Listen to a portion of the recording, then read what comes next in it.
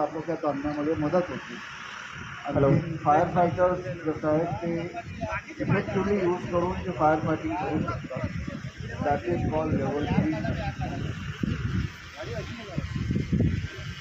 आता आमच्या एका क्युझिंगमध्ये लिकेज आला आहे. ऑपरेटरनी ते आयडेंटिफाय केलं आहे आणि त्यांनी आपले जे सुपरियर आहे सिनियर त्यांना कॉल केला आहे लिकेज रेक्टिफाय करण्यासाठी. ऑपरेटर जो प्रोसेस प्लांटमध्ये आहे, टेक्निशियनला वेळ लागतो म्हणून तो स्वतःच अटेम्प्ट करतोय लिकेज अरेस्ट करण्यासाठी.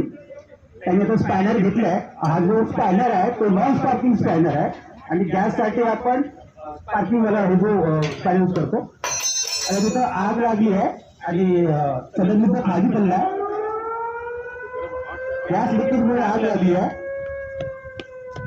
यूएसबी प्रेस करा. एमर्जन्सी स्विच प्रेस करा. किशोर यूएसबी प्रेस करा. यूएसबी ॲम्ब्युलन्स वाल्याला पण कॉल गेला आहे आणि फायर ब्रिगेडवाल्या टीमला पण कॉल गेलेला आहे.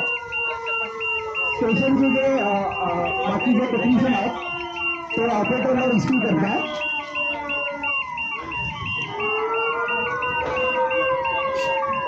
फायर एक्सटिंग्विशरची टीम फायर एक्सटिंग्विश करतात, ते कंट्रोल करतात.